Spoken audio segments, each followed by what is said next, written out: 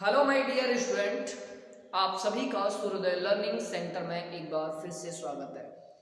मैं इंजीनियर निवास कुमार राजपूत आप सभी के समक्ष आपका 12th क्लास के लिए जो भी बच्चे अभी तैयारी कर रहे हैं उनका रिवीजन बैच के तौर पर हम ऑनलाइन शुरू कर रहे हैं। तो जो भी स्टूडेंट अभी अपना फर्स्ट पेपर कवर करना चाहते हैं या इन्होंने अभी तक कुछ भी नहीं पढ़ा है और अगर शुरुआत से पूरी चीजें कवर करना चाहते हैं तो वो हमारे चैनल के साथ जुड़ सकते हैं। इस चैनल पे आपका जो भी मैथमेटिक्स का कोर्स है वो आपको कंप्लीट कराया जाएगा, ठीक है ना। तो चलिए, आप लोगों का इस चैनल में आने के लिए बहुत बहुत धन्यवाद और मैं उम्मीद करता हूं कि आप इस वीडियो को पूरा एंड तक जरूर देखेंगे, जिससे कि आप जो भी कंसेप्ट्स हैं उनको और इसके द्वारा जो भी आपका नंबर ऑफ क्वेश्चंस रहेंगे आपके एनसीईआरटी में वे सभी कवर अप कराए जाएंगे। तो इसी के साथ में चलिए शुरू करते हैं। तो देखिए, हमारा जो टॉपिक है हम स्टार्टिंग कर रहे हैं आपका मैट्रिक्स से। मैट्रिक्स अर्थात आव्यूह, ठीक है ना। तो जैसा कि आप अभी देख पा रहे हैं प्रीव्यू में कि आव्यूह, यहाँ पर मैंने एक सिंबल को ऐड किया है कि a is equal to small letter ai से बाहर आपका m क्रॉस n लगा हुआ है और इधर ही आपका एक ब्रेसेस लगा हुआ है, ठीक है ना। तो इससे आप आगे चलकर जब हम समझेंगे तो आपको पता लगेगा कि a यहाँ पे अगर कैपिटल लिया जा रहा है दैट मीन्स ये आपका आव्यूह का प्रतीक है।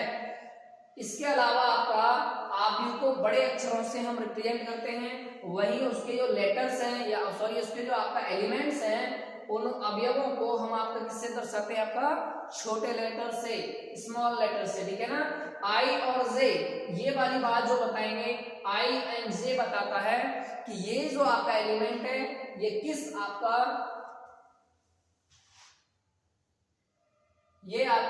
उसमें दिया गया है, कौन से कॉलम में और कौन से आपका रो में दिया गया है। तो चलो शुरू करते हैं, स्टार्ट करते हैं आपका। तो देखिए, आज के संदर्भ के बाद में हम बात करेंगे कि यहाँ पे मैंने कुछ लाइन्स ऐड की हैं।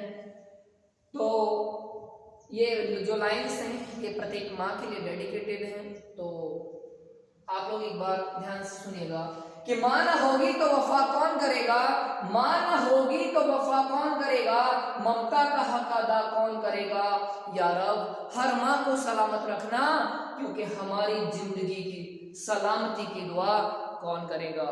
क्योंकि मेरे प्यारे बच्चों, इस दुनिया का सबसे अनमोल जो तोहफा है वो एक माँ होती है, क्योंकि हमारे जो जन्म की शुरुआत है वो भी एक माँ के द्वारा होती है। तो प्रत्येक माँ के लिए आप नमन कीजिए और उनके प्यार और स्नेह के कर्ज को उतारने के लिए आप अपने जीवन में निरंतर प्रयास करते रहिए, क्योंकि उनके द्वारा जो भी दिया गया है आपको वो अनमोल है, उसका आप कभी कर्ज नहीं उतार सकते हैं। सिर्फ उनकी सेवा और उनके लिए समर्पित रहिए। तो यही मेरी आप लोगों से एक विनती है कि आप अपने माता पिता के लिए जो कुछ भी अभी कर सकते हैं वो पूरी शिद्दत के साथ करिए। अभी आपके जीवन में जो जिम्मेदारी है वो आप एक स्टूडेंट हैं, तो एज ए स्टूडेंट आपको क्या करना है कि अपनी जो भी जिम्मेदारियां हैं उनका बेहतर तरीके से निर्वहन करना है। देखिए, जो भी स्टूडेंट अभी 12th में तैयारी कर रहे हैं या फिर आपका बोर्ड परीक्षा की तैयारी कर रहे हैं या जो भी आपका स्टूडेंट लाइफ में है, सबसे बड़ा जो चैलेंजिंग फेज होता है ना, इसी टाइम पीरियड में क्या होता है, बच्चे ज्यादातर चीजें पढ़ाई से हट करके करना शुरू कर देते हैं और इस वजह से वे अपने जो उनका एक्चुअल में जो लक्ष्य है उससे भटक जाते हैं। तो अभी मुझे बस आप लोगों से इतना एक संकल्प के तौर पर मैं आपसे मांगना चाहूंगा कि आप लोग ये करें कि आप जब भी कोई भी कदम उठाएं तो सिर्फ और सिर्फ इतना अपने दिमाग में लेके आए कि जो भी मैं कदम उठा रहा हूं, क्या इस कदम को उठाने के बाद मेरे माता पिता का सिर गर्व से ऊंचा होगा या आपका जो भी कर्म है उसकी वजह से उन आपके माता पिता का जो सिर है वो कहीं झुक न जाए। तो इसी बात के साथ में हम शुरुआत करते हैं बेटा आपका कौन सा, मैट्रिक्स के लिए, ठीक है ना। मैट्रिक्स अर्थात आव्यूह। देखिए, आप लोगों सबसे पहले जो भी आपका चैनल है इसे आप सब्सक्राइब कर लीजिएगा, सूर्योदय लर्निंग सेंटर। तो आप जब इस चैनल को सब्सक्राइब करेंगे तो मैं आप लोगों से एक प्रॉमिस के तौर पे कहना चाहूंगा कि आपका जो भी सिलेबस है मैं इस पर कंप्लीट कराऊंगा, चाहे मुझे कितना भी एफर्ट लगाना पड़े, कितना भी मेहनत करना पड़े, मैं आपके लिए कंप्लीट कंटेंट आपका इस पर उपलब्ध कराऊंगा, ठीक है ना। ये जो हमारा टॉपिक है, चलिए तो एक एक करके हम शुरू करते हैं। देखो बेटे, जब हम मैट्रिक्स की बात करते हैं ना तो मैट्रिक्स के अंदर हम देखते हैं कि मैट्रिक्स में आपका क्या है कि आपका आव्यूह क्या होता है, कितने प्रकार का आपका अवयव होता है, इसके ऊपर क्या क्या संक्रियाएं की जा सकती हैं, अवयव का परिवर्त किस तरीके से किया जाएगा, परिवर्त। इसके अलावा हम ये समझेंगे कि सममित और विषम सममित अवयव क्या होते हैं, अर्थात सिमेट्रिक एंड स्टियोसिमेट्रिक मैट्रिक्स भी आपको समझ में आना चाहिए। अच्छा, इससे पहले क्या हो रहा था कि इस बार आपका थोड़ा सा सिलेबस चेंज हो गया है, तो सिलेबस चेंज होने से पहले ये भी टॉपिक आपके इसके अंदर रहा करते थे, तो इन टॉपिक्स को अब आपके सिलेबस से पूर्ण रूप से हटा दिया गया है। पहले क्या होता था, केवल और केवल आपका 30% आपका कोरोना काल से हटाया गया, अब उसको पूर्ण रूप से किताबों से ही हटा दिया गया है, ठीक है ना। तो देखिए, आप यहाँ पे जब हम चीजों को समझते हैं तो सबसे पहले ये समझते हैं कि अवयव क्या है। तो अवयव के बारे में आप जब समझेंगे चीजों को, तो अवयव एक प्रकार का एक टेक्निक है जिसके द्वारा हम क्या करते हैं, कोई भी आपका हमारे पास जो डेटा है उसको अरेंज करना, या फिर उस डेटा के आधार पर हम चीजों को आसानी से रीड कैसे कर पाएंगे। तो इस प्रकार से हम चीजों को रीड करने के लिए, सपोज दैट मान लीजिए आपके पास में कोई भी, यहाँ पे हमने बात कर ली है, इधर मान लीजिए आपने क्या किया, इधर आपका है वस्तुएं और इधर आप ले रहे हैं दुकान, क्या ले रहे हैं, दुकान। तो यहाँ पे जैसे मैंने क्या किया, ये आपके कॉलम्स बना दिए हैं, इधर मैंने आपका वस्तुएं ऐड कर दी। तो मैंने वस्तुएं जब ऐड की तो मैंने मान लीजिए वस्तुओं के तौर पे मैंने कहा चाय, चीनी, नमक, ठीक है ना। और इधर हमारी दुकान ए है, ये बी है, और मान लीजिए ये दुकान सी है। और यहाँ पे हमने जो डेटा आपको उपलब्ध कराया वो कुछ इस प्रकार से है, ये आपका 30, ये आपका 20, ये मान लीजिए आपका 40, 25, 43, 25, 45, 63, 21। अच्छा, अब यहाँ पे आपसे अगर कोई भी व्यक्ति ये कहे कि आप हमें इस टेबल को देख करके ये बताएं कि इस टेबल में दुकान ए पर चीनी की मात्रा कितनी है, तो बेटा यहाँ से आप इसको आसानी से रीड कर पाएंगे कि दुकान ए यहाँ पर ये है और चीनी की मात्रा ये है, और जहां भी ये जाकर के दोनों आपका मिलेंगे उसी स्थान पर जो भी आपका क्वांटिटी होगा वो क्या हो जाएगा आपका, ये इधर आके मिल रहा है, तो आपस में जब ये यहाँ मिलेंगे तो चीनी की मात्रा कितनी हो जाएगी बेटा, 20 हो जाएगी। तो इससे क्या पता चलता है कि आप इस टेबुलर फॉर्म को आसानी से इसलिए डिजाइन कर रहे हैं क्योंकि आप डेटा को अच्छे से पढ़ पाए। अब आप अगर देखेंगे ध्यान से तो यहाँ पर दो प्रकार से चीजें हो रही हैं, एक तो इस प्रकार से आपका वर्टिकली अरेंज है कुछ चीजें, और इस प्रकार से आपका हॉरिजॉन्टली अरेंज है। जो भी चीजें आपका वर्टिकल है, वर्टिकल मतलब आप इन्हें कह देंगे कि ये आपका क्या है बेटा, ये आपका स्तंभ की फॉर्म में है, किसकी फॉर्म में, स्तंभ, या फिर आप कह सकते हैं कि ये आपका है कॉलम। वहीं हम बात करते हैं बेस के लिए, तो यहाँ पे आप देख रहे हैं ये आपका हॉरिजॉन्टल जो लाइन है इसे हम क्या कहेंगे बेटा, इसे हम कहते हैं आपका पंक्ति, पंक्ति अर्थात रो, ठीक है ना। अब देखेंगे चीजों को कि यहाँ पे आपने देखा कि यहाँ पे पंक्तियों की संख्या भी आपका 1 2 3 आपका कई दिखाई दे रही है, ठीक इसी प्रकार से स्तंभ भी आपका पहला, दूसरा, तीसरा, आगे आपका और भी अगर क्वांटिटी आप ऐड करेंगे तो ये आपका और भी चीजें इसमें अरेंज हो जाएंगी, तो इनकी संख्या आपका बढ़ता या घटता हुआ रहेगा। तो देखिए यहाँ पे हम क्या करते हैं, पंक्तियों की संख्या होती है और आपका स्तंभों की संख्या होती है, इसके आधार पे हमने क्या किया, डेटा को अरेंज कर लिया, आसानी से आप रीड कर पा रहे हैं। अच्छा, इसका एक और अगर हम अवयव की बात करें एप्लीकेशन के तौर पर, तो एप्लीकेशन के तौर पर क्या है कि इससे हम किसी भी मैट्रिक्स की सहायता से आपका जो भी इक्वेशंस हैं आप उन्हें भी आसानी से हल कर सकते हैं। और इसके अलावा इसके बहुत सारे एप्लीकेशंस हैं तो डाइवर्स फील्ड में, तो अभी हम ज्यादा एप्लीकेशन पार्ट पर नहीं जाएंगे, लेकिन अभी हम क्या करेंगे, चीजों को समझने की कोशिश करेंगे कि आखिर ये होता क्या है। तो आप समझ गए होंगे कि आपका जो डेटा है उसे हम क्या करेंगे, वर्टिकल अर्थात स्तंभ और आपका पंक्ति में आपका अरेंज कर लेंगे, ठीक है ना। तो चलिए आगे बढ़ते हैं। अब हम समझते हैं कि अवयव का प्रतीक की बात करते हैं। अवयव का प्रतीक, तो बेटा अवयव का प्रतीक के तौर पर आप हमेशा याद रखेंगे कि आपको क्या करना है, capital letters, capital letters of English alphabet, English ठीक है ना। अर्थात अंग्रेजी वर्णमाला के आप क्या करेंगे बेटा, बड़े अक्षरों का सहारा लेंगे। तो आप इसको अगर ए है, capital B, capital C, capital D, इस प्रकार से आप इसे अरेंज करेंगे, ठीक है ना। तो किसी भी आदमी को आपका निरूपित करने के लिए हम क्या करते हैं, ए बी सी डी, इस प्रकार से आपका बड़े लेटर्स का इस्तेमाल करते हैं।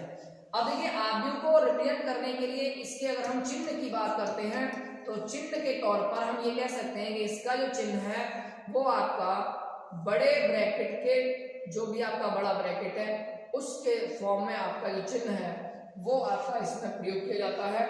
इसमें आपका जो चीजें अरेंज की जाती है मैंने आपको बता दिया था, कुछ चीजें इस प्रकार से भी अरेंज दिखेंगी आपको, कुछ चीजें आपका इस प्रकार से भी आपको अरेंज दिखेंगी। क्लियर है। तो जो भी चीजें आपका एकदम क्लियरली आपका वर्टिकल पोजीशन में है उन्हें हम कहते हैं बेटा आपका क्या, स्तंभ, और जो आपका हॉरिजॉन्टल पोजीशन में उन्हें हम क्या कहते हैं, आपका कॉलम, का आपका रो कहते हैं, अर्थात आपका पंक्ति है। तो ये मान लीजिए आपका रो 1 है, ये आपका रो 2 है, ये आपका रो 3 है, इधर आपका ये कॉलम 1 है, ये कॉलम 2 है, कॉलम आपका 3 है।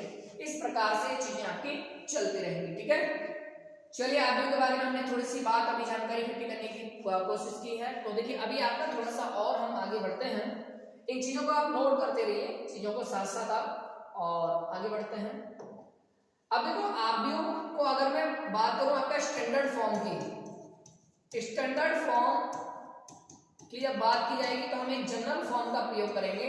तो जनरल फॉर्म के लिए सपोज दैट आपके पास में कोई एक आव्यूह ए है और इसके अंदर आपका कुछ इस तरीके से A11, A12, A13 dot dot dot A1n, A21, A22, A23 dot dot dot A2n। इधर आप बढ़ाते आएंगे AM1, AM2, AM3 dot dot dot AMN। चलिए चीजों को समझते हैं, देखेंगे अगर आप ध्यान से तो यहाँ पे आप देख पा रहे हैं ये आप इधर ये पहला आपका क्या बन जाएगा बेटा, कॉलम बन जाएगा। क्या बन जाएगा आपका, ये पहला कॉलम, ये क्या बन जाएगा आपका दूसरा कॉलम, ठीक है ना, ये क्या बन जाएगा आपका तीसरा कॉलम। यहाँ पे आप बढ़ते हुए जा रहे हैं तो यहाँ पर इसके बाद में ये आपका यहाँ पे देखेंगे तो पीछे आपका एक संख्या है, एक संख्या आगे है, अर्थात किसी भी जो भी आपका अवयव दिया गया है उसे हम कितनी चीजों से दर्शा रहे हैं तो उसके साथ में दो चीजें ले रहे हैं जो इसके बेस पे हैं। इसके बाद में बात करेंगे इधर आपका ये क्या हो जाएगा, तो आप कहेंगे सर ये हो जाएगा मेरा R1, ये हो जाएगा मेरा R2 और ये हो जाएगा मेरा R3, ठीक है।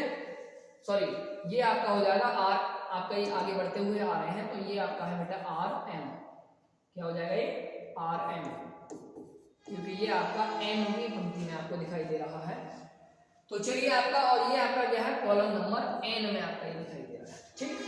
अब आप यहाँ पे देख रहे हैं कि आपके बहुत सारे जो आपका डेटा है इसको आपने रो और स्तंभ में पूरा अरेंज कर दिया है, और रो और स्तंभ में इसे अरेंज करने के बाद में आप गिनती अगर करते हैं तो इसमें पंक्तियों की संख्या जो जा रही है वो कितनी जा रही है, तो आप कहेंगे सर पंक्तियों की संख्या जा रही है, यहाँ पर पंक्तियों की संख्या, पंक्तियों की संख्या। तो बेटा पंक्तियों की संख्या है वो होगी आपकी M, और वहीं अगर मैं बात करूंगा स्तंभों की संख्या तो स्तंभों की संख्या जो जा रही है वो क्या जाएगी आपकी स्तंभों की संख्या, अर्थात number of rows and number of columns. तो ये आपके हो गए आपके स्तंभों की संख्या आपका N है और पंक्तियों की संख्या क्या है M है। यहाँ पे अब हम एक बात समझते हैं, जैसे मान लीजिए सपोज दैट हमने इस एलिमेंट को लिया तो आप कहेंगे सर एलिमेंट हमने लिया है A12, बेटा A12 का अर्थ क्या हुआ, तो मैं इसको आपको बताने की कोशिश करूंगा कि यहाँ पर जो 1 है ये आपका बताएगा पंक्ति की संख्या, क्या बताएगा पंक्ति की संख्या। वहीं पे अगर मैं बात करूं आपका 2 क्या बताएगा बेटा, ये बताएगा आपका स्तंभों की संख्या या फिर स्तंभ की संख्या। तो इससे क्या पता चलता है, इससे ये पता चलता है कि ये जो आपका एलिमेंट है, ये जो आपका अवयव है ये कहां पर है, तो आप कहेंगे पंक्ति की संख्या यहाँ पे सर 1 है और स्तंभ की संख्या सर यहाँ पर 2 है। तो इससे ये पता चलता है कि ये जो आपका अवयव है ये आपका अवयव पहली पंक्ति में है और दूसरे स्तंभ में है। तो आप देखेंगे भी, देखो ये आपका पहली पंक्ति में आ रहा है, बिल्कुल ठीक है, पहला स्तंभ है और ये आपका दूसरा स्तंभ, तो पहली पंक्ति में है और दूसरे स्तंभ में है, ठीक है ना। अगर मैं आपसे कहूं कि ये आपका एलिमेंट कहां पे, तो आप देखेंगे A23, तो आप कहेंगे सर ये आपका दूसरी पंक्ति में है और तीसरे कहां पे है, स्तंभ में है। तो आप ये क्लियरली समझ पा रहे होंगे कि इन नंबर्स की सहायता से हम ये पता लगा लेंगे कि कोई भी आपका एलिमेंट आखिर किस पोजीशन पर दिया गया है, ठीक है ना। चलिए अब देखो इसी के साथ में ना अब यहाँ पर एक और कंसेप्ट आता है, वो कंसेप्ट आपका क्या है, कंसेप्ट आता है बेटा आव्यूह की कोटि, आव्यूह की कोटि, आव्यूह की कोटि या फिर आप कह सकते हैं order of matrix, order of matrix, order of matrix की अब बात करेंगे तो इसको हम कैसे फाइंड आउट करते हैं। तो ऑर्डर ऑफ मैट्रिक्स को फाइंड आउट करने के लिए हम क्या करेंगे, आपका हम प्रयोग करते हैं total number of rows and total number of column को क्रॉस करके लिख दिया जाता है, ठीक है ना। यहाँ पर m बताएगा कि किसी भी आव्यूह में कुल पंक्तियों की संख्या और ये बताता है आपका कुल स्तंभों की संख्या, जैसा कि हम आपका पहले ही रिपीट कर चुके हैं कि पंक्तियों की संख्या अगर m हो और स्तंभों की संख्या अगर n हो तो उस आव्यूह की कोटि जो होगी बेटा वो क्या होगी, m क्रॉस n होगी। इस बात का आपको विशेष ध्यान रखना है, ठीक है ना।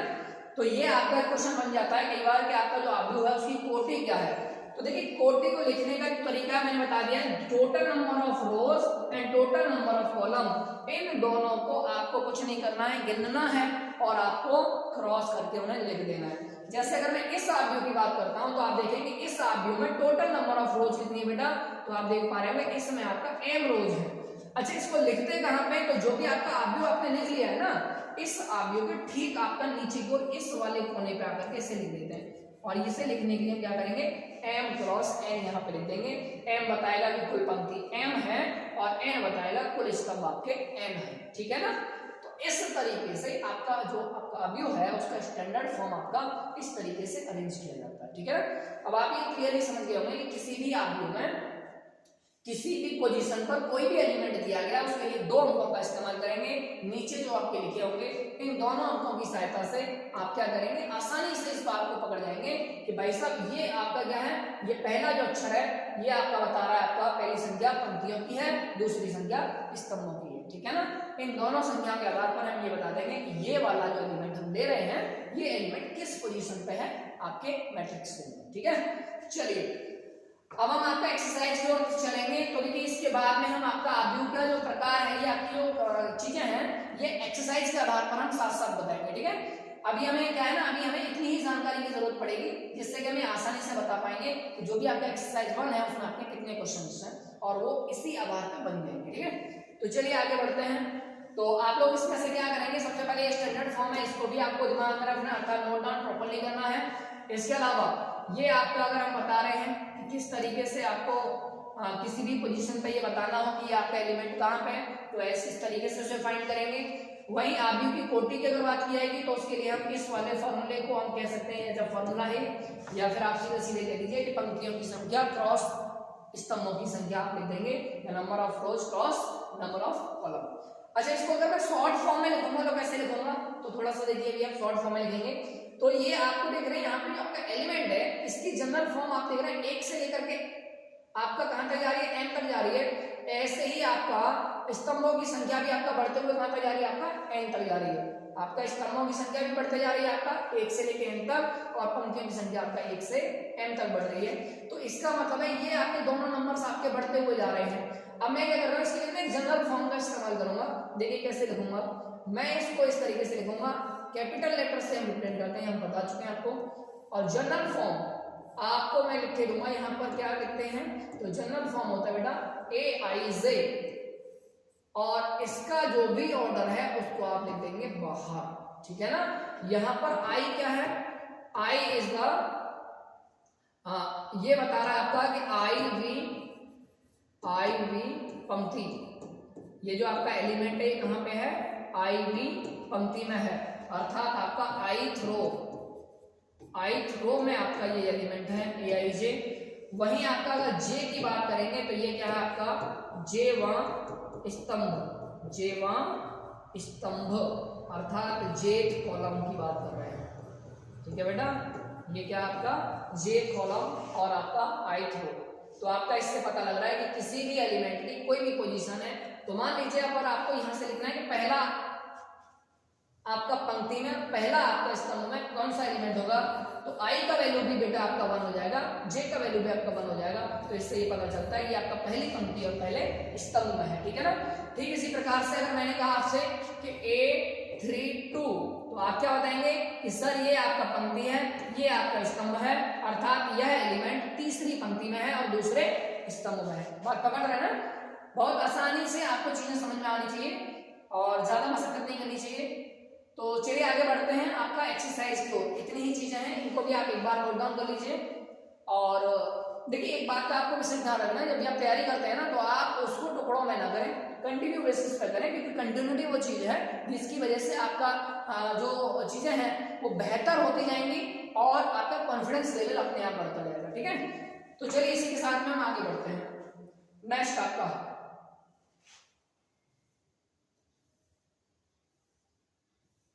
एक्सरसाइज 3.1 की ओर चलते हैं। चलिए अच्छा, एक चीज और आपका बच रहा है। जैसे मान लीजिए कोई भी आपका मैट्रिक्स है, उसमें आपको क्या निकालना होगा। अगर मान लीजिए किसी भी मैट्रिक्स में आपको निकालना हो कि आपको ये पता लगाना है कि टोटल एलिमेंट कितने हैं या फिर आपका अवयवों की संख्या, अवयवों की संख्या,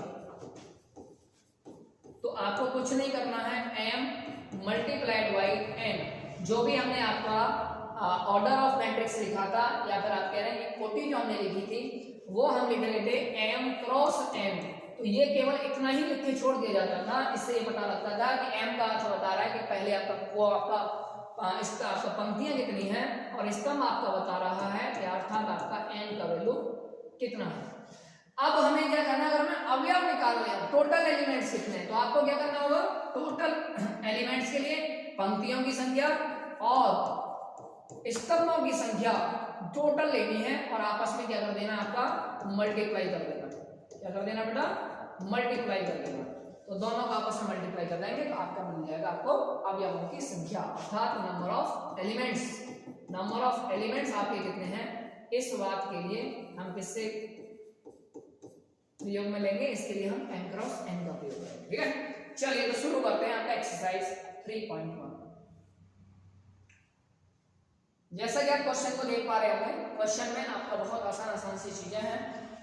ये आपका जो क्वेश्चन है इसमें ये कह रहा है कि ये जो आपका आव्यूह है, आव्यूह दिया गया है a is equal to, suppose that आप इसे a रिपीट कर लेते हैं तो ये हो जाएगा आपका 2 5 19 माइनस का 7, ये आपका 12 है, ये आपका 17 माइनस का 5 अपॉन 2 माइनस 2 1 रूट 3 एंड 35। ठीक है, तो चलिए इसमें आपके 3 क्वेश्चंस दिए गए हैं। तीनों क्वेश्चंस को हम आपका फाइंड आउट करेंगे बेटा। तो एक एक करके हम देखो चीजों को समझते हैं। पहले उन्होंने कहा है कि आव्यूह की कोटि बताइए। तो मैंने आपको बताया था आव्यूह की कोटि क्या होती है, तो आव्यूह की कोटि होती है m cross n। m cross n अगर आव्यूह की कोटि है।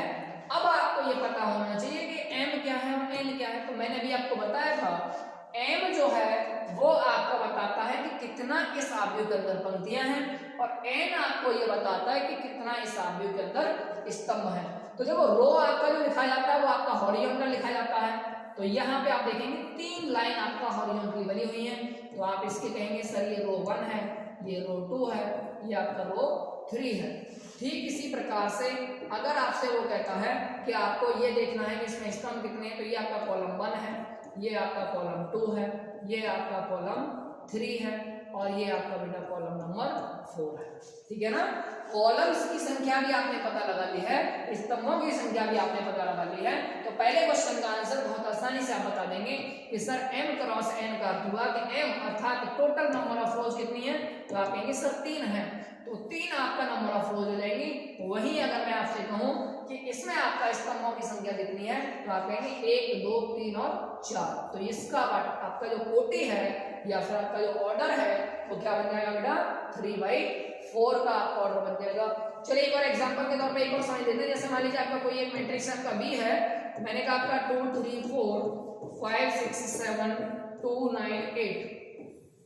आपसे पूछा जाए कि इसका कोटि कितना है, तो आप बता पाएंगे? तो देखिए कैसे बताएंगे, मैंने बताया था आपको नंबर ऑफ रोज, तो आप देखेंगे पहला है, इधर ये दूसरा है, इधर ये आपका तीसरा है। ठीक इसी प्रकार से ये आपका कॉलम नंबर 1 है, ये कॉलम नंबर 2 है, कॉलम नंबर 3 है। तो आप ये बताएंगे इसका कोटि कितना है, तो बेटा आपका इसका कोटि कितना हो जाएगा, तो आप कहेंगे सर इसका जो कोटि है, इसका कोटि हो जाएगा आपका, कोटि आपका जो बन जाएगा, कोटि बनेगा भैया आपका इसका पंक्तियों की संख्या क्रॉस स्तंभों की संख्या। पंक्तियों की संख्या इसमें 3 है, स्तंभों की संख्या भी इसमें 3 है, तो इसका जो कोटि बनेगा वो क्या बन जाएगा, 3/3 बन जाएगा। ठीक है ना। तो चलिए इसी के साथ हम आगे बढ़ते हैं। इसका क्वेश्चन नंबर पहला हो गया है। तो इसका क्वेश्चन नंबर पहला ये कह रहा है कि आव्यूह की कोटि, तो आव्यूह की कोटि क्या बन गई बेटा, तो आप कहेंगे सर 3/4 बन गई है। क्लियर है। चलिए अब हम निकालते हैं आपका दूसरा क्वेश्चन। दूसरा क्वेश्चन क्या कह रहा है आपसे, दूसरा क्वेश्चन आपसे कह रहा है कि इसमें आपको बताना है बेटा स्तंभों की संख्या कितनी है। ठीक है, तो चलिए स्तंभों की संख्या को देख लेते हैं। अवयवों की संख्या इन्होंने कहा है इस बार कि अवयवों की संख्या बताइए, अर्थात नंबर ऑफ एलिमेंट, अवयवों की संख्या, नंबर ऑफ एलिमेंट्स की अगर हम बात करेंगे तो बेटा नंबर ऑफ एलिमेंट्स की जब बात की जाएगी तो इसमें आपका नंबर ऑफ एलिमेंट क्या होंगे, मैंने कहा था m मल्टीप्लाइड कर देना इस बार आपको m के साथ में, अर्थात जितनी भी पंक्तियां हैं उनका स्तंभों के साथ में मल्टीप्लाई कर देना है। तो 3 मल्टीप्लाइड बाई 4, तो आप देखेंगे इसमें जो एलिमेंट्स हैं वो कितने हैं सर, आपके 12 एलिमेंट हैं। क्लियर है। तो जो भी आपका कोटि दिया गया हो तो आप उसमें आपस में मल्टीप्लाई कर दीजिए तो भी आपका आराम से निकल जाएगा, अदरवाइज आप इसको एक एक करके काउंट कर लीजिए कि इसमें आपका कितने रोज दिए गए हैं और कितना आपका कॉलम्स दिए गए हैं, उसके आधार पे आप इसे आसानी से बना सकते हैं। ठीक है ना।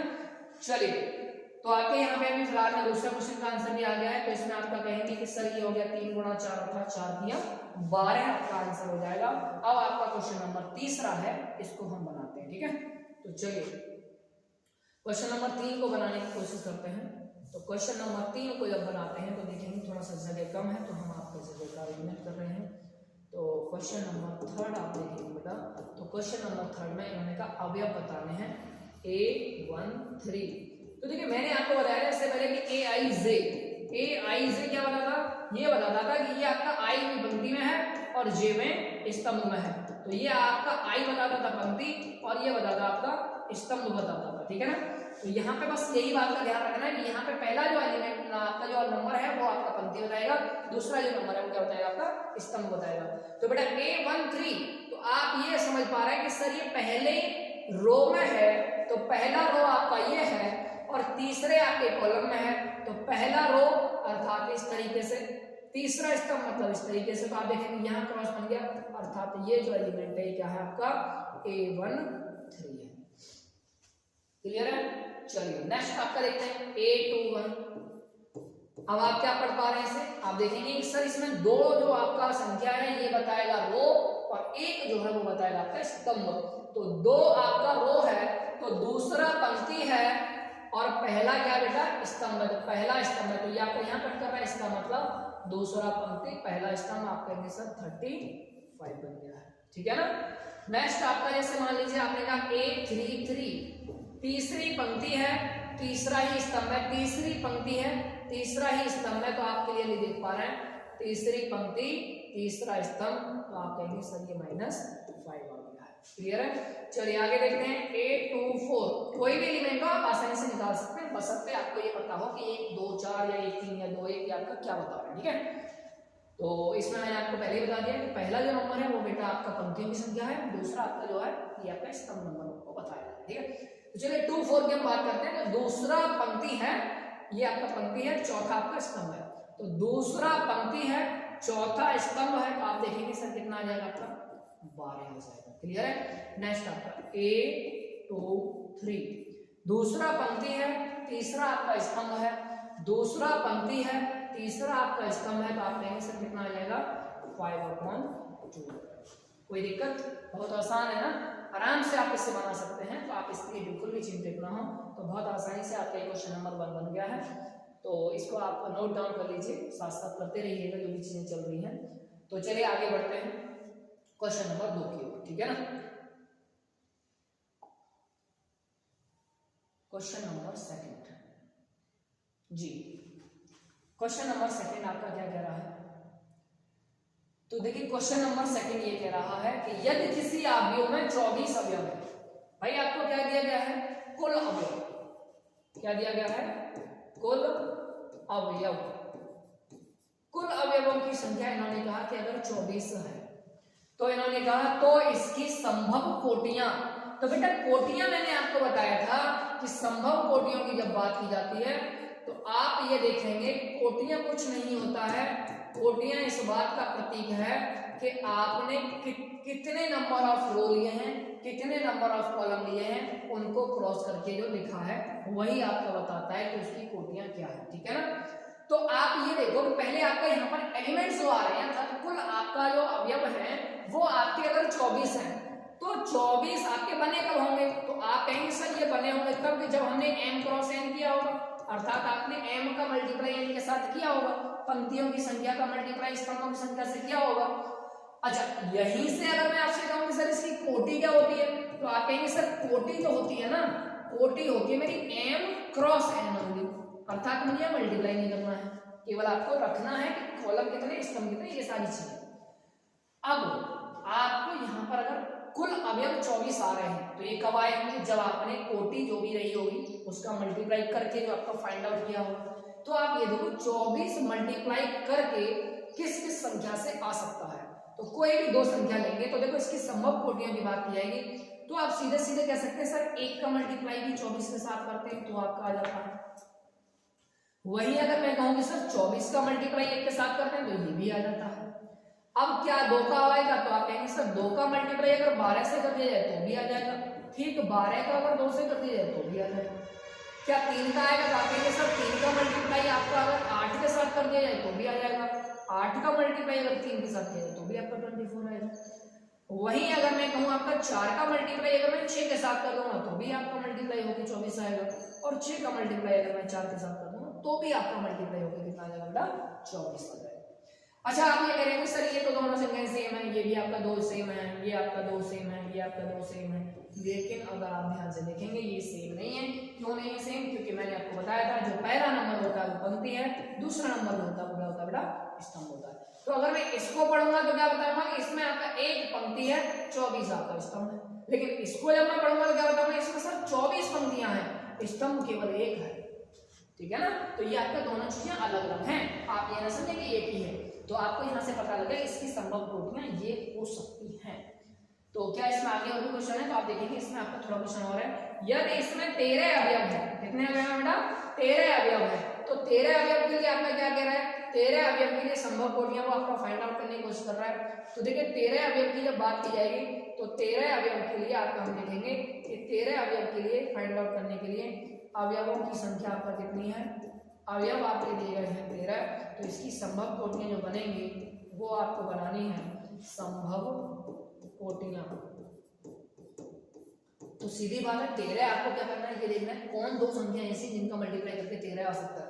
पहले चीज तो ये बेटा ये आपका एक प्राइम नंबर है अर्थात आपका एक अभाज्य संख्या है, तो इसको आप और छोटे अंकों में नहीं तोड़ सकते हैं। तो इसका मतलब ये हुआ इसके साथ में जो भी आपको कोटियां बनेंगी वो इसी संख्या को एक के साथ मल्टीप्लाई करके और इस संख्या के बाद में भी एक का मल्टीप्लाई करके ही आप 13 फाइंड कर सकते हैं, अदरवाइज आप इसमें और भी चीजें आपका फाइंड नहीं कर सकते हैं। तो आपको पता लग गया कि इसकी संभव कोटियां या तो 1/13 होगा या फिर आपका ये 13/1 होगा, ठीक है ना। ये आपका क्वेश्चन नंबर 2 है, ये भी आपने आसानी से बना दिया है। तो चलिए क्वेश्चन नंबर 3 की ओर चलते हैं, ठीक है ना। चीजों को देखते रहिए बेहतर तरीके से, ज्यादा इधर उधर ताकाजाकी करने की जरूरत नहीं है। आप 12th क्लास में हैं और वो कहते हैं ना दिल्ली दूर नहीं, पेपर एकदम सिर पे है। बेहतर तरीके से जुड़े रहिए जिससे कि आपकी चीजें आसानी से चलती रहें स्मूथली, ऐसा ना हो बाद में जाकर के चीजें हेक्टिक हो जाए, आप कहें सर ये छूट गया, ये रह गया, ये हो गया, ये नहीं हुआ। इस तरीके से नहीं करना है, समय पे तैयारी करेंगे, कॉन्फिडेंस अपने आप आता जाएगा, चीजें छोड़ोगे तो एक वक्त आएगा जब आपको लगेगा कि शायद मैंने पहले प्रयास किया होता तो मेरा काम हो गया होता बेहतर तरीके से, लेकिन अब मुझे केवल और केवल टेंशन है। तो आपको ऐसा नहीं करना है। तो चलिए, इन्होंने कहा कि इस बार भी नया आपका जो क्वेश्चन है इसमें कह रहा है यदि किसी अवयव में 18 अवयव है, क्या है बेटा 18 अवयव, अर्थात अवयवों की संख्या कितनी है? तो उन्होंने कहा कि सर इसमें अवयव आपका 18 है। इन्होंने पूछा है कि इसकी संभव कोटियां, क्या पूछा है? संभव कोटियां। तो बेटा संभव कोटियां सेम क्वेश्चन वही है क्वेश्चन नंबर 2 की तरह। तो संभव कोटियां आपका जो बनेगा, तो संभव कोटियां आपका बन जाएगा पॉसिबल ऑर्डर ऑफ मैट्रिक्स में भी। आप 18 को किस किस तरीके से लिखेंगे? तो सबसे पहले 118 लिखेंगे, तो 18 1 भी लिखना पड़ेगा क्योंकि आप पंक्ति और स्तंभ को आपका क्या कर रहे हैं? इंटरचेंज कर रहे हैं। दूसरा आपका देखेंगे 2 के साथ में 9 बन जाएगा और 9 के साथ में आपका 2 बन जाएगा। ठीक इसी प्रकार से 3 के साथ में 6 बन जाएगा और 6 के साथ में 3 बन जाएगा। क्या इसके बाद में और कोई पॉसिबिलिटी है? तो आप देखेंगे इसके बाद में और कोई पॉसिबिलिटी नहीं है। तो इसकी संभव कोटियां कुल मिलाकर के ये आपका 6 कोटियां इसकी पॉसिबिलिटी में आ रही हैं। इसके अलावा और कोई भी आपका कोटियां पॉसिबल नहीं है। चलिए इसी में आपका दूसरा क्वेश्चन एक और है। दूसरा क्वेश्चन है, इसे भी देख लीजिए। दूसरे क्वेश्चन में ये कह रहा है आपका कि भाई साहब आपको ये बताना है कि अगर आपका अवयव कितने हैं, अवयवों की संख्या अगर आपका 5 है, कितना बेटा? अवयवों की संख्या आपका 5 दिया गया है। अगर 5 अवयवों की संख्या है तो कोटियां क्या हो सकती हैं? तो आप कहेंगे सर संभव कोटियां अगर मुझे फाइंड करनी है तो आप देखेंगे इसमें संभव कोटियां हो जाएंगी। 5 एक प्राइम नंबर है, इसको आप तोड़ नहीं सकते। ये आपका कंपोजिट नंबर था, अभाज्य संख्या नहीं था, ये आपका भाज्य संख्या था, इसको तोड़ना आसान था, इसको तोड़ना पॉसिबल है नहीं है। तो आप कहेंगे सीधे सर 1 का 5 के साथ भी आपका मल्टीप्लाई होकर 5 आएगा और आपका 5 का 1 के साथ में मल्टीप्लाई होकर भी आपका 1 ही 5 ही आएगा। ठीक है ना? तो इसकी संभव कोटियां ये आएगी। क्लियर है? क्वेश्चन बहुत आसान है, चीजें बस करते रहिए। बस आपको जो भी दिया गया है उसी डेटा को पढ़िए, रीड करिए अच्छे तरीके से। देखिए एक बात का विशेष ध्यान रखना है कि क्वेश्चन को बहुत ही केयरफुली आपको रीड करना है। ठीक है ना? क्वेश्चन को क्या करना है? सबसे पहले आपको रीड केयरफुली, बेहतर तरीके से आप क्वेश्चन को पढ़िए। सबसे पहले क्वेश्चन अगर आपने नहीं पढ़ा है तो आप क्वेश्चन को कभी भी सॉल्व नहीं कर पाएंगे। इसका सीधा सीधा कारण है क्योंकि आप फंडामेंटल को टच नहीं कर रहे हैं, और अगर आपने फंडामेंटल ही टच नहीं किया तो उसके बाद में आप इस बात के लिए रिग्रेट ना करें कि मेरा आंसर ठीक नहीं आया था, या मेरा क्वेश्चन छूट गया था, या मैं ये कर सकता था, ये मुझसे नहीं हुआ। ये सारी चीजें आप इसलिए करेंगे क्योंकि आप क्वेश्चन को ढंग से नहीं पढ़ेंगे, और अगर ढंग से क्वेश्चन को नहीं पढ़ेंगे तो इसके बाद में आपका जो सॉल्यूशन है वो आपका क्या करना है? आपका फाइंड करने में बहुत ही मशक्कत करनी पड़ जाएगी और आप अंत में जाके देखेंगे कि सॉल्यूशन भी मिल नहीं रहा है। तो पहले केयरफुली रीड करिए, उसके बाद ही क्वेश्चन को सॉल्व करिए। ठीक है? चलिए आगे बढ़ते हैं बेटा, नेक्स्ट क्वेश्चन की ओर। हाँ जी, ये क्वेश्चन काफी बेहतर क्वेश्चन है और एग्जाम पॉइंट ऑफ व्यू से इसको क्वेश्चन को आपको थोड़ा सा अपने जहन में ज्यादा बेहतर तरीके से बैठा लेना है। तो देखिए शुरू करते हैं। इन्होंने कहा है कि एक 2/2 अवयव है जो आपको a बराबर, इन्होंने कहा कि 2/2 का अवयव है a बराबर aij और बाहर आपका n क्रॉस n लिखा है। ये आपका क्या है? संक्षिप्त रूप है। तो आप इसको और बेहतर तरीके से आप लिखेंगे तो क्या बताएंगे कि बेसिकली ये जो है एक कितने बाई कितने का? 2/2 का। तो बेटा इसमें आपका 2 ही पंक्ति है, 2 ही आपका स्तंभ है। तो पहली पंक्ति पहला स्तंभ तो आप कहेंगे सर a11 बन गया है, पहली पंक्ति दूसरा स्तंभ तो a12 बन गया है, दूसरी पंक्ति पहला स्तंभ और दूसरी पंक्ति दूसरा स्तंभ। इसमें आपका ये जो आपका मैट्रिक्स है इसका फॉर्म ए तरीके का बन जाएगा। क्लियर है? क्यों? क्योंकि आपको पता है इसमें आपका 2/2 दिया है, 2 ही पंक्ति है, 2 ही आपका स्तंभ है। तो आप ये भी समझ पा रहे हैं कि आपका एक वर्ग अवयव है। ये हम आगे जाकर के चर्चा करेंगे क्योंकि इसके अभी हमने टाइप की बात की है, वो आपका नेक्स्ट क्लास के लिए है, क्योंकि आपका जो एक्सरसाइज 2 रहेगा 3.2 उसमें आपके आर्ग्यू के टाइप की जरूरत पड़ेगी। अब इन्होंने ये कहा है कि ये जो आपका जो भी मैट्रिक्स बनेगा इसमें जो आपका एलिमेंट है वो आपके एलिमेंट क्वेश्चन नंबर 1 में इस फॉर्म के आधार पर दिया गया है, क्वेश्चन नंबर 2 में इस फॉर्म के आधार पर, क्वेश्चन नंबर 3 में इस आधार पर है। तो देखिए पहले क्वेश्चन को हम बनाने की कोशिश करेंगे तो आपको बेटा यहाँ पर aij का स्टैंडर्ड फॉर्म इन्होंने कहा है कि भैया इसका ए आई जे का स्टैंडर्ड फॉर्म आई प्लस जे का स्क्वायर डिवाइडेड बाई 2 ये आपका दिया गया है। तो आपको मैंने बताया था आई और जे क्या है, नंबर ऑफ कॉलम, आपका number of row, number of columns को ये दर्शाता है। तो इसी की सहायता से ना ये चारों आपको फाइंड कर देना है। तो सबसे पहले आपको क्या करना है, A11 फाइंड करिए। A11 का मतलब क्या हुआ, आई का वैल्यू भी 1 हो गया, जे का वैल्यू भी 1 है। तो बेटा यहाँ रख दो 1 प्लस 1 इसका आप स्क्वायर कर दीजिए डिवाइडेड बाई 2। तो आप कहेंगे सर ये हो गया 2 का स्क्वायर डिवाइडेड बाई 2। तो आप देखेंगे ये हो जाएगा सर 4 डिवाइडेड बाई 2। इसका मतलब A11 जो एलिमेंट है वो क्या हो जाएगा बेटा 2 आ जाएगा। अगला आपका A12 पहली पंक्ति दूसरा स्तंभ, आई का वैल्यू 1 जे का वैल्यू 2। तो 1 प्लस 2 इसका पूरे का होल स्क्वायर डिवाइडेड बाई 2। तो आप देखेंगे ये हो गया सर 3 का स्क्वायर डिवाइडेड बाई 2। तो ये हो जाएगा बेटा आपका 9/2। इसका मतलब आपका ये 9/2 ही रहेगा क्योंकि ये और ज्यादा सॉल्व आउट नहीं होगा। अब आप देखेंगे A21 तो आप देखेंगे 2 आपका आई का वैल्यू बन गया है, आई की जगह पे 2 आ गया और जे की जगह पे 1 आ गया। तो यहाँ पे आपका 2 प्लस 1 का स्क्वायर हो जाएगा डिवाइडेड बाई 2। तो आप देखेंगे सर ये आपका 3 का स्क्वायर हो जाएगा डिवाइडेड बाई 2। अगेन आपका ये 9/2 बन जाएगा। नेक्स्ट लास्ट एलिमेंट है आपका A22। तो आप देखेंगे आई भी 2 है और जे भी आपका 2 है, दोनों को आपने ऐड किया, स्क्वायर किया और आपका इसमें रखने के बाद में डिवाइड 2 भी कर दिया। तो आप देखेंगे 2 और 2 4 हो जाता है, 4 का स्क्वायर 2 है। तो ये हो जाएगा बेटा आपका 16/2 दैट मीन्स 8 बन जाएगा। ठीक है ना। अब आपने आसानी से जो भी चारों एलिमेंट है उन्हें फाइंड कर लिया। इन चारों एलिमेंट के बाद में इन्होंने कहा कि एक ऐसे आव्यूह की रचना कीजिए। आव्यूह की रचना करनी अर्थात आपको ये आव्यूह बताना है कि ये जो आव्यूह है ये आपका आव्यूह कितना है। ठीक है ना। तो यही आपका आव्यूह है और इस आव्यूह को आपको बनाना है। तो इसके बाद में कुछ नहीं करना, जो भी एलिमेंट्स का वैल्यू आया है उनको इसमें रख दीजिए, आपका आंसर आ जाएगा। तो आप कहेंगे सर आव्यूह बन जाएगा मेरा A11 कितना आया बेटा, तो A11 का वैल्यू आया आपका 2। तो यहाँ रख देंगे 2। A12 कितना आया है, तो ये आया आपका 9/2। तो आप यहाँ पर रख देंगे 9/2। A21 कितना आया है, A21 भी आपका 9/2 है, तो इसको भी आप यहाँ पे 9/2 रख देंगे। A22 कितना आया है, तो आप कहेंगे सर 8 आया है, तो इसको आपको 8 को यहाँ रख देना है। और ये आपका 2/2 का मैट्रिक्स बन करके तैयार है। कितना आसान है, आसान है। बस कुछ नहीं करना है, जो भी एलिमेंट की जरूरत है उसी में बस आई और जे के वैल्यू का ध्यान रखना है। ये आपका पहला वैल्यू आई है, दूसरा वैल्यू जे है, ये आई है, ये जे है, ये आई है, ये जे है, ऐसे ही आई और जे है। इन्हीं वैल्यूज को इसमें आपका पुट करते हुए जाना है। आई जे पहला रखेंगे 1 1, दूसरा रखेंगे आई जे 1 2, इस तरीके से आप सबको रखेंगे और इसके बाद में जो भी एलिमेंट है आप सभी को फाइंड करेंगे। अगर यहाँ 4 है तो 4 लिखेंगे, 4 को फाइंड आउट करेंगे। अगर यहाँ पे अगर ज्यादा होगा तो उनको भी आपको फाइंड आउट करना है। तो देखिए इसका जो क्वेश्चन नंबर 1 है ये आपका हो गया है। इसके बाद में क्वेश्चन नंबर 2 है, इसको और देख लेते हैं। बाकी ये क्वेश्चन आप खुद बना के देखेंगे तो आप मुझे कमेंट में ये बताएंगे कि क्वेश्चन नंबर 3 का आंसर क्या आएगा। लेकिन मैं आपको अभी 2 नंबर क्वेश्चन और बता दे रहा हूँ, तो चलिए इससे आप नोट डाउन कर लीजिए। ठीक है ना। इसके बाद में हम आगे बढ़ते हैं। तो इसको हम थोड़ा सा यहाँ पर चेंज करेंगे।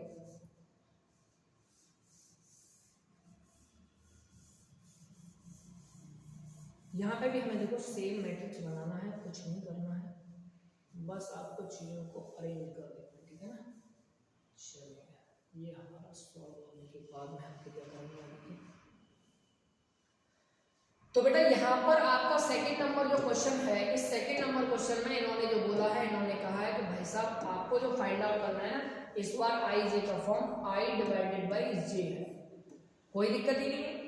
A11 अगर मैं बनाता हूं तो आई का वैल्यू 1 है और जे का वैल्यू 1 है, लेकिन इस बार डिवाइड करना है, 1 का 1 में डिवाइड करना है, 1 का 1 2 करना है। आई का वैल्यू 1 है, जे का वैल्यू आपका 2 है, तो ये 1/2 इतना ही रहेगा। 2 1 की बात करें तो आई आपका 2 है, जे आपका 1 है, तो ये आपका 2 आ जाएगा। 2 2 की बात कर रहे हैं, आई का वैल्यू कितना बेटा 2 है, जे का वैल्यू कितना है 2 है, तो 2/2 कितना हो गया 1 हो गया। सारे एलिमेंट फाइंड हो गए, इसी में आपका पुट कर दीजिए, आंसर आ जाएगा। तो आप कहेंगे सर A11 का वैल्यू हो जाएगा, सॉरी A का आपका वैल्यू हो जाएगा, A11 कितना बेटा 1 है, A12 कितना है, तो आप कहेंगे सर 1/2 है, A21 कितना है, तो आप कहेंगे सर ये 2 है, और A22 कितना बेटा ये आपका 1 है। बस बन गया भाई सर 2/2 का मैट्रिक्स। किस आधार पे बना इस बार बनाया हमने इसके आधार पे, ठीक है। पहले हमने इसके आधार पे बनाया। तो देखिए आपका क्वेश्चन नंबर 3 है, इसको आप प्रैक्टिस करिए घर पे बैठ करके, और इसका जो भी आपका आंसर है उसे आप मुझे कमेंट करें, जिससे कि मैं ये समझता हूँ कि हाँ आप चीजों को कर रहे हैं और चीजों को आगे बढ़ाते हैं। क्वेश्चन नंबर ये आपका 4 है। देखते हैं अगला क्वेश्चन किस प्रकार से, ठीक है। क्वेश्चन नंबर 4 के बाद में अगला क्वेश्चन देखते हैं, क्वेश्चन नंबर 5 की ओर चलते हैं। तो देखो बेटा क्वेश्चन नंबर 5 क्या कह रहा है आपसे। क्वेश्चन नंबर 5 जो आपसे कह रहा है वो ये कह रहा है कि भाई साहब इस बार जो आपको बनाना है ना वो बेटा 3/4 का बनाना है। तो आप इससे क्या समझ पा रहे हैं, 3/4 का भी बनाना है। इससे ये पता चल रहा है कि सर ये जो आपका 3 है ये आपका रो है और ये आपका 4 है ये क्या आपका कॉलम है। अर्थात इस आव्यूह में 3 पंक्तियां हैं और 4 आपके स्तंभ हैं। तो बेटा ए बराबर में AIJ और ये आपका m क्रॉस n है, और यहाँ पे इन्होंने m क्रॉस n अर्थात जो कोटि है तो m क्रॉस n कितना दिया है, ये दिया 3/4। 3 पंक्तियां लेनी है, 4 स्तंभ लेने हैं। तो आपका जो फॉर्म बनेगा वो क्या बन जाएगा, फॉर्म बन जाएगा A11 A12 A13 A14, क्योंकि 4 स्तंभ लेंगे आपका इस तरीके से, ठीक है। पंक्तियां कितनी लेनी है ऐसे करके 3। तो दूसरी पंक्ति में आ जाएंगे 21 22 23 24। तीसरी पंक्ति में आ जाएंगे आप A31 32 33 34 34, ठीक है ना। तो आपका ये बन गया भैया आपका 3/4 का। अब इस बार फिर से वही कंडीशन जैसे क्वेश्चन नंबर 4 में किया था। यहाँ पे आपने क्या किया, ये AIJ का वैल्यू एक बार ये है, एक बार आपका AIJ का वैल्यू इस तरीके से। इस बार आपको जो नंबर ऑफ एलिमेंट निकालने पड़ेगा ना 12 एलिमेंट निकालने पड़ेंगे। इसमें आपको दिक्कत मशक्कत बिल्कुल भी नहीं है, बस आपको ये देखना है कि आपका AIJ इस प्रकार से दिया गया है। तो ये दिया गया 1/2 mod -3i + j। इस बार ये आपका मॉड फंक्शन लगा हुआ है। मॉड फंक्शन जब लगता है तो आपका जो भी वैल्यू आएगा वो आपका क्या देगा, पॉजिटिव वैल्यू देगा, ठीक है ना। तो चलिए आपका इसमें एलिमेंट फाइंड करते हैं बेटा। A11 निकालते हैं। तो A11 कितना हो जाएगा, तो 1/2 mod -3 × 1 + 1। तो ये हो जाएगा आपका 1/2 mod -3 + 1। तो आपका मॉड के अंदर जो वैल्यू बचेगा वो बचेगा -2। तो आप देखेंगे ये हो जाएगा 1/2, ये आपका +2 ही देगा। मैंने आपको बता दिया है मॉड फंक्शन हमेशा वैल्यू प्लस में ही देता है। तो ये बन गया आपका 1 आ गया, ठीक है ना।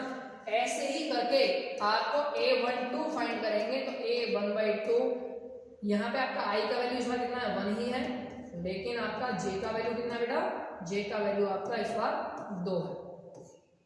तो आप देखेंगे 1/2 माइनस का 3 प्लस का 2, तो आपका ये हो जाएगा 1/2 मल्टीप्लाइड बाई आपका मॉड में -1, जो आपका प्लस का 1 ही देगा।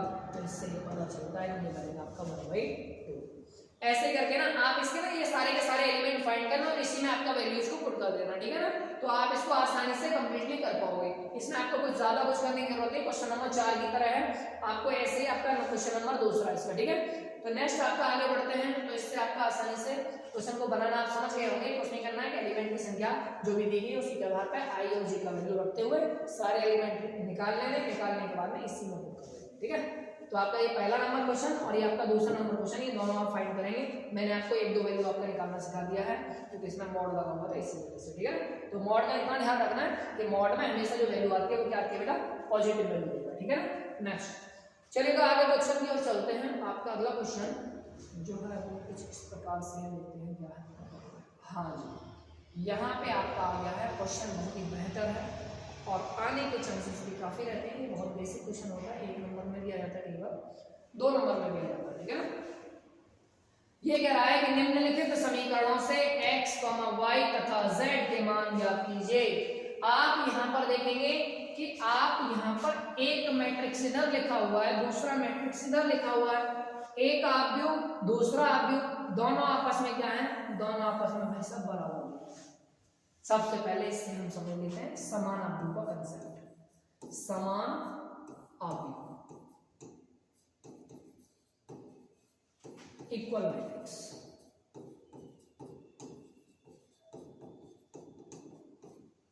देखो बेटा इक्वल मैट्रिक्स की जो कंडीशन है ना, इक्वल मैट्रिक्स की कंडीशन कुछ इस प्रकार से है कि आपका यहाँ पे ना 2 बातों का प्रभाव पड़ता है। पहला, कोटि और दूसरा अवयव का। कैसे?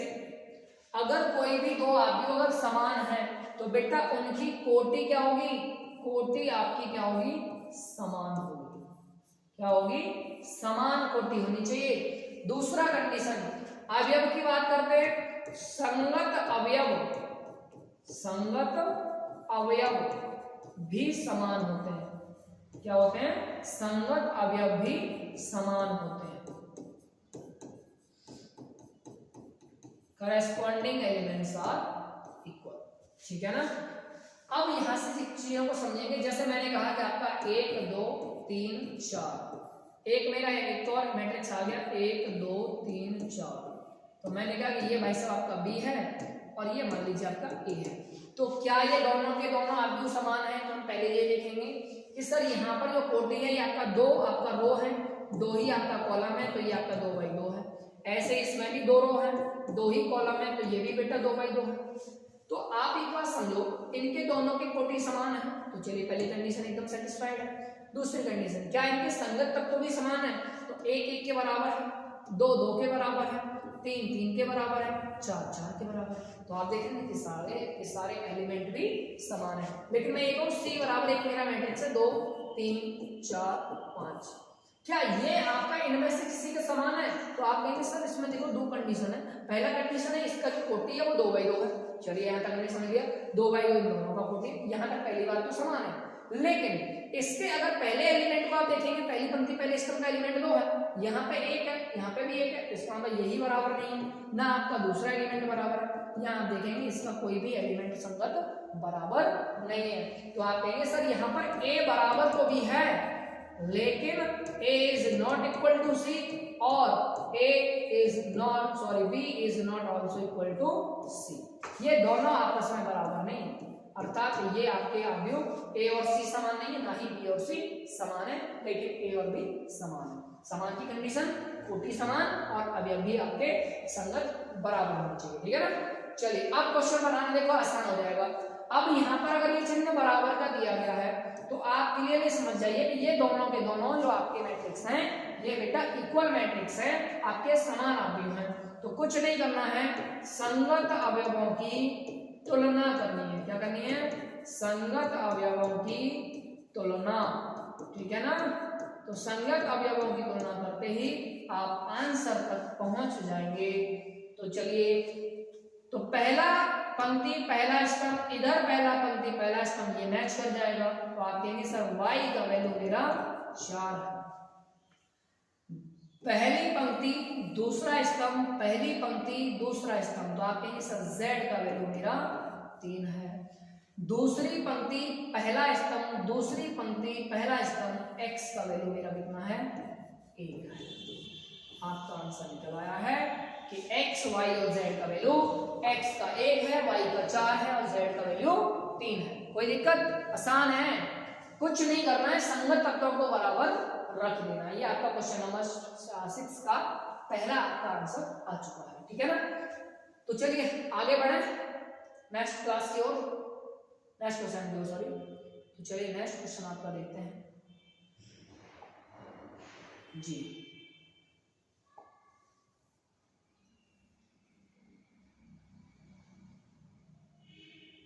नेक्स्ट क्वेश्चन, ये आपका क्वेश्चन नंबर इसका 6 का दूसरा है। ठीक है ना? तो वही चीजें देखो यहाँ पे भी आप देखेंगे सर ये आपका कोटि की बात करें तो पहला, ये दूसरा, ये पहला, ये दूसरा, तो इसमें आपका ये 2/2 है। क्लियर है? इसमें भी आपका ये 2/2 है, कोई दिक्कत ही नहीं है। चलिए भाई साहब, अब क्या करना है? संगत तत्वों की तुलना कर देते हैं। तो x प्लस वाई, यहाँ आपके 2 है, यहाँ आपका x और y है, इधर आपका 5 प्लस z है, बराबर में आपका दिया गया है 6 2 5 और ये आपका 8 है। तो हमको क्या करना है? संगत अवयवों की तुलना, संगत अवयवों की तुलना कर दीजिए। Compare the corresponding elements. ठीक है ना? तो आप देखेंगे सर पहला एलिमेंट इधर, पहला एलिमेंट इधर, ये आपस में अगर बराबर है तो आपको मिल जाएगा x प्लस वाई बराबर में 6। आपको अगर दूसरा एलिमेंट दूसरे के बराबर है, बिल्कुल ठीक है भाई साहब। यहाँ तीसरा एलिमेंट अर्थात दूसरी पंक्ति पहला स्तंभ, तो ये हो जाएगा आपका 5 + z will be equal to 5। तो आप यहाँ से अगर z को फाइंड करते हैं तो z कितना हो जाएगा 5 इधर लगा दीजिए तो 5 - 5 हो जाएगा, तो इधर आपका 0, एक वैल्यू आपका क्लियरली निकल आया है। दूसरा x × y का वैल्यू कितना हो जाएगा, तो आप कहेंगे सर x × y का वैल्यू 8 है, तो इसको इक्वेशन नंबर 1 मान लेना, इसको इक्वेशन नंबर 2 मान लेना। दोनों को आप हल करेंगे तो आप देखेंगे कि x बराबर में जो वैल्यू आएगा वो आएगा आपका, इसमें से आप वैल्यू फाइंड करेंगे तो x बराबर वैल्यू हो जाएगा आपका 6 माइनस का y, और इस इक्वेशन को 3 मानते हुए इस वैल्यू को इसमें पुट कर देंगे तो बेटा ये हो जाएगा 6 - y multiplied by y, that should be equal to 8। तो आपका ये हो जाएगा 6y - y² इक्वल टू 8, और ये इधर पहुंचा देंगे तो ये y² माइनस का 6y प्लस का 8 बराबर 0।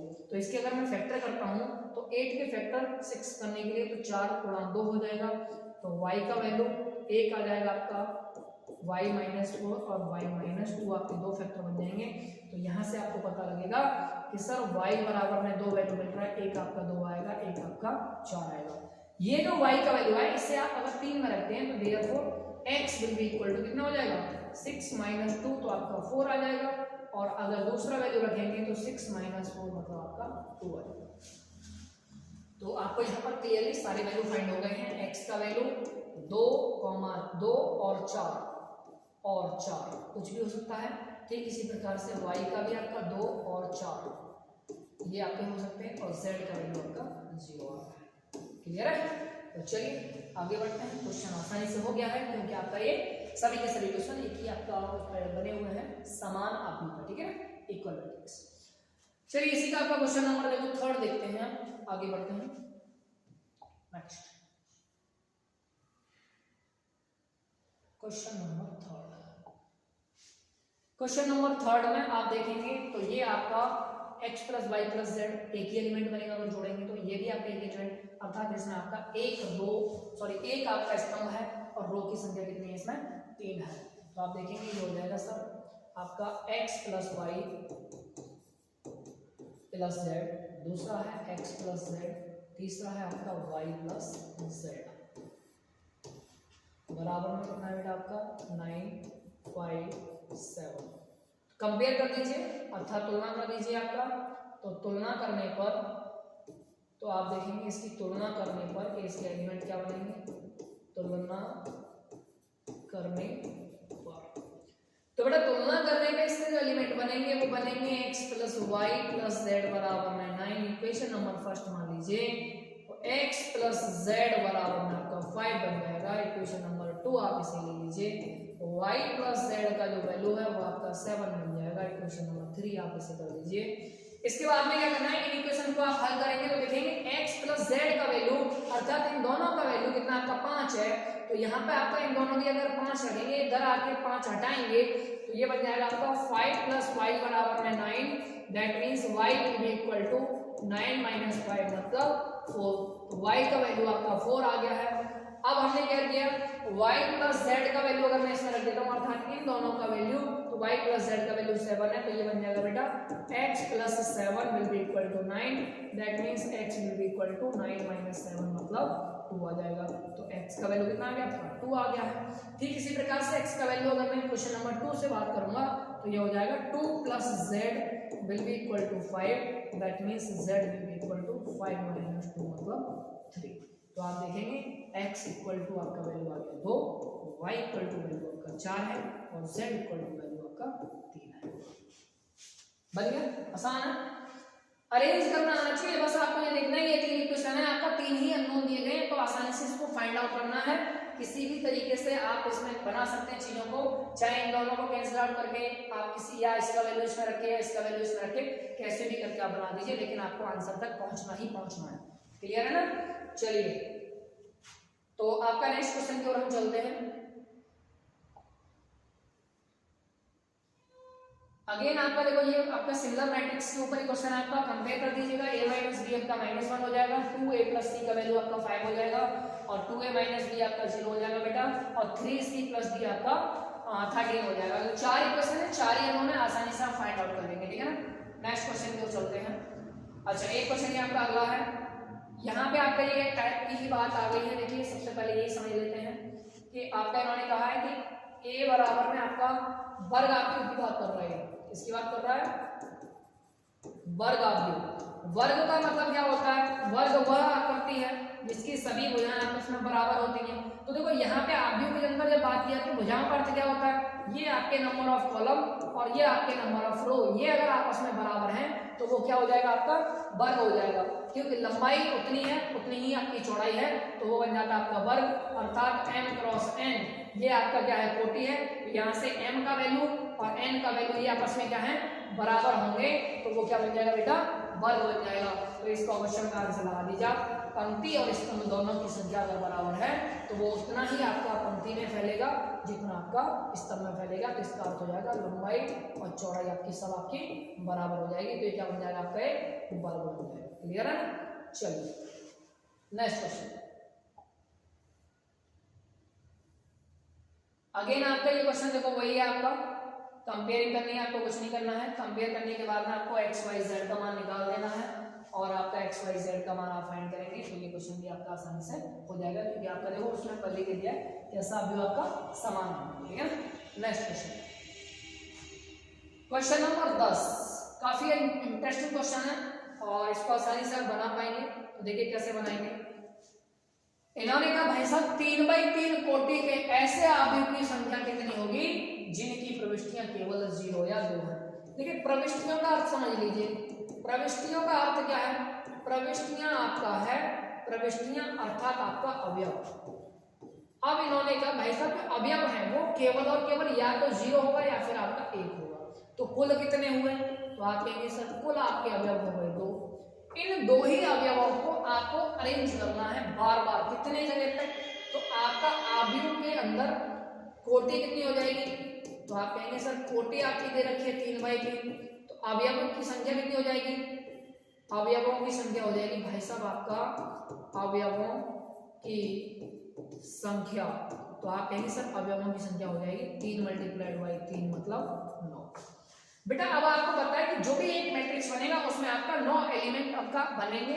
अब इन्होंने कहा कि 9 एलिमेंट अर्थात तो 9 आपका स्थान है, 9 स्थानों पर 2 नंबर्स को अरेंज करना है, तो आपका कितना आपका कुल आव्यूह बनेंगे? तो इसीलिए आपका अगर कुल आव्यूह अगर आपसे पूछा जाए तो कुल आव्यूह की जो संख्या होगी 2 को अरेंज करना है कितने स्थानों पे? 9 पे। तो 2 × 2 × 2 × 2 इस तरीके से आप इसे मल्टीप्लाई करते जाएंगे और अप टू कितने बार करेंगे आपका मल्टीप्लाई?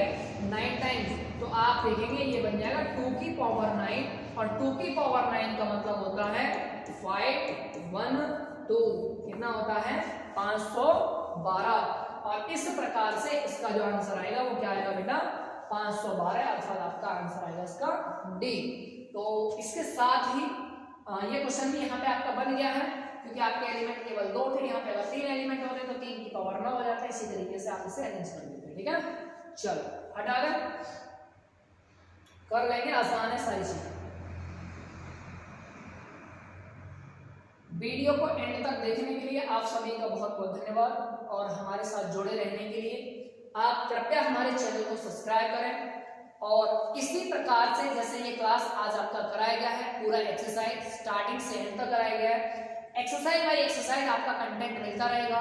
इस चैनल के माध्यम से आप लोगों को 10th 12th कंपटीशन जो भी आपके सब्जेक्ट्स होंगे उन सभी का कंटेंट आपको बारी बारी से पहुंचाया जाता रहेगा। और हमारी कोशिश ये है कि आप बेहतर से बेहतर कर पाएं और अपना रिवीजन ऑनलाइन कर रहे हैं जो भी बच्चे, वो अभी इस माध्यम से जुड़ सकते हैं। उनका पहला पेपर तीनों विषयों का चालू करेंगे हम, फिजिक्स के लिए भी, केमिस्ट्री के लिए भी और आपका मैथ्स के लिए भी। ठीक है ना? इसके अलावा हम जो भी चीजें करेंगे, जैसे हम बात कर रहे हैं फिजिक्स, केमिस्ट्री, मैथ, ये आपका 9th 10th 11th और 12th ये इसी प्रकार से चलेगा। और सभी बच्चे इसके साथ में जुड़े रहें, चैनल को सब्सक्राइब करें। आप सभी का बहुत बहुत धन्यवाद। सूर्योदय क्लासेस में जुड़ने के लिए एक बार आपका फिर से तहे दिल से धन्यवाद। ठीक है ना? और इसको ज़्यादा से ज़्यादा शेयर भी करें जिससे कि ये ज़्यादा से ज़्यादा बच्चों तक पहुंच सके और आपके जो भी भाई बहन हैं वो भी इससे बेनिफिट ले सकें। ठीक है ना? चलिए इसी के साथ में हम आपका इस क्लास को समाप्त करते हैं, मिलते हैं अगली क्लास में। Thank you.